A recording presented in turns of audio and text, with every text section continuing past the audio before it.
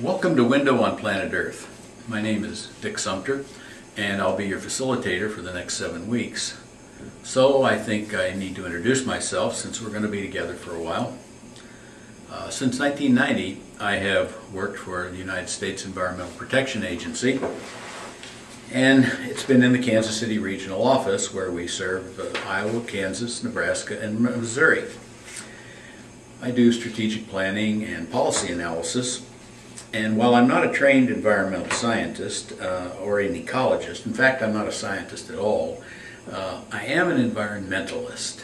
And by that I mean since working for EPA I have become an advocate for the Earth and for all life on the planet. I sincerely hope that at the end of this 7 weeks you will also be her spokesperson, her caretaker, and her steward. I've come to the avocation of environmentalist by a circuitous route, and I thought that it would be somewhat useful to understand where I'm coming from. Before I worked for EPA, I did work for the Federal Emergency Management Agency, that's FEMA to some of you, and I worked in the Nuclear Power Plant Safety Planning Unit. It was while doing this work that I really became interested in the role that energy plays in the metabolism of the Earth. Prior to my time with FEMA, I worked in what was called the War on Poverty. It was a federal agency known as the Office of Economic Opportunity, now defunct. I did advocacy planning for Native American tribes and low-income communities in trying to determine what were the systemic causes of poverty in their community. I did this from 1968 until 1981. Prior to 1968, I was a Catholic priest for 5 years. In order to prepare me for this short career, I spent 8 years in training, 4 years studying philosophy and education, and then another 4 years studying theology and scripture. While working for the government, which I began in 1968, I did get a bachelor's degree in public administration, going to night school and weekends. Got that in 1976. Then in 1979, I competed for a fellowship and was fortunate enough to be selected, and went to Harvard, the Kennedy School of Government, and got my degree, Master's in Public Administration, in 1980. So you can see that I've had a rather checkered career, both academic and employment. So as I said, I'm going to be your facilitator for the next 7 weeks.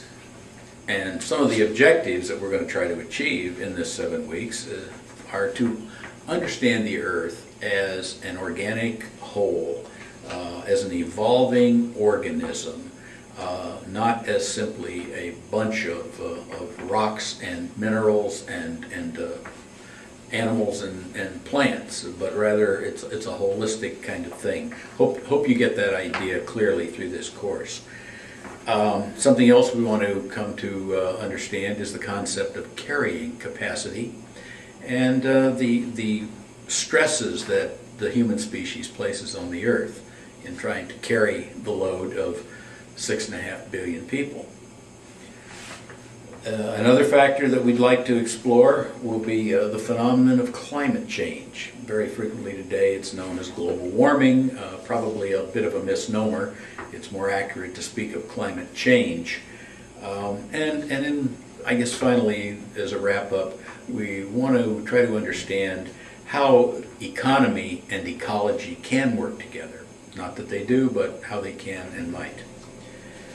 Our textbook, Sustaining the Earth, it's a really wonderful book. I highly recommend it. I can't say that for all the courses that I teach. Some of them have better and some worse aids, but this happens to be a really fine book. It's the 9th edition, and it has just been published. It contains very current data and statistics right up to the minute, and I would highly recommend that you really use your book. And by the way, on the back cover there is a website here which will take you to the publisher's aids, and they're just some wonderful kinds of assistance pieces to help you get a handle on what it is we're going to be doing. The back also contains, and I'll point that out again, the 4 principles of sustainability as our author sees them. So they're pictorial, and again, I would direct you to those, and really suggest that you spend some time with the book, because it is a well-respected text. It's my hope that we will be able to, through this course, come to some real discoveries, and that's what I want to achieve.